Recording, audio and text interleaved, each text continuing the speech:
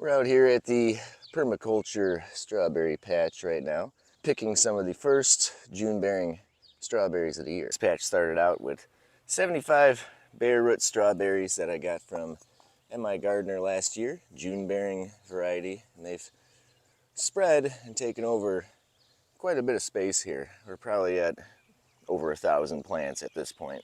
And you can see here we're getting massive clusters of berries, and we are just starting to get these guys. Look at the size of that strawberry right there. That's a good one. So believe it or not, these strawberries get absolutely no fertilizer.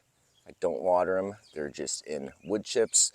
They spread just fine in the wood chips. I've buried them in wood chips. They pop right back up, and they are going to be highly productive. You got to search for some of the berries. The lower ones get ripe first. Sometimes they blend in with the wood chips. Some of the berries are going to be a little smaller, but that's okay, because if you dig in here, look at these guys. Got some big ones right here.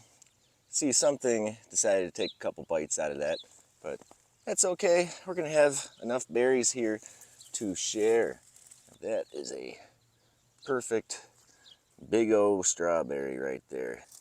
So we're just going through right now. As we see strawberries that are ripe enough, we are taking them because we don't want to risk other creatures grabbing them from us. And this has been a daily task. I came out here yesterday, none of these berries were ripe. So just with a little bit of rain and some warmer temperatures, we're really starting to get a lot of ripe strawberries. There's a lot of strawberry grow guides out there and maintenance guides and how to take care of your strawberries, but I find that strawberries planted in a back to Eden style wood chip garden don't need any interference. You can just let them run. They're actually sort of a nuisance around here because they're starting to go places I don't want them to go, which is fine. I can pull them out. So I can say some of the advice I don't think is necessary that we get often is to clip the runners. You really don't need to clip the runners on strawberries. The runners form naturally on strawberries. It's just part of what strawberries do. It's how they spread. It's how you get fresher plants. And I don't see them draining energy from the mother plant. If they're setting their own roots in the soil, they're just sharing. They're forming a strawberry mat where every different plant has roots in the ground. They're all interconnected and they all feed into each other, which helps them access nutrients from further away from where the original plant started. So I don't clip my runners. I'm just gonna let the runners do their thing. They're starting to come a little further out here. If I don't want them to spread, I will clip them. They're starting to move into the blueberries here. One of the things you could do with the runners is set them into pots of soil like I did last year. They're actually starting to grow roots out the bottom of that. But this guy right here even has berries on it. Look at that. This is a strawberry plant that I can put somewhere else and start a whole nother patch like this if I wanted to. Yep, I see a lot of them. One thing cool about the strawberries is I do not feel bad stepping on the strawberries. Got a nice juicy one right there. When I step on them, they just come right back. Through the garlic to get them and hopefully not knock down our garlic yet. We got quite a few in here. Oh, look at this one hiding down in there.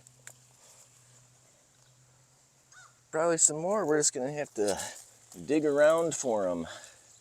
A lot of berries that aren't ripe yet that we're gonna be coming back to get. One of the things I noticed is even if I pick these and they're not completely red yet, they still taste really sweet. I won't eat strawberries from the store. I just don't like how they taste. But the ones from the garden, fantastic. Is that good? Mm-hmm. Ooh, this guy is super red. Look at that. I'm sure I missed a few strawberries in here, but yeah, just a few. Let's go head over to the everbearing patch and see what we got going on there. This is my everbearing patch. This started out with about 25 plants in here, and it is just like the June bearing started to exit this area and go where it wants to go. These berries are going to be a little bit smaller, different shapes, and they should produce berries all season, but they don't all ripen at the same time, and there's not too many available at this point. There are some. Just like the June bearings, these guys are all loaded with berries. We're gonna have a super productive patch here this year. These strawberries are not in wood chips. These were just planted into regular garden soil. I did not mulch these over the winter. I let the plants die back on their own, and then once they die back, they form their own mulch.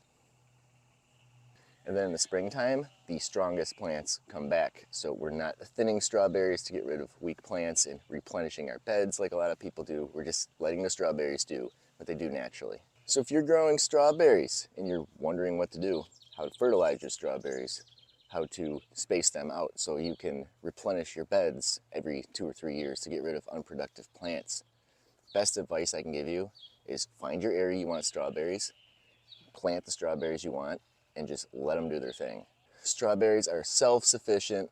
They mulch themselves, they fertilize themselves, they send out runners to replenish themselves. You know what else is cool? You don't have to plant them in the spring like everyone does. You can plant these all the way up until you get frost. Vigorous, high-yield perennial strawberries are one of the greatest. Don't overcomplicate it.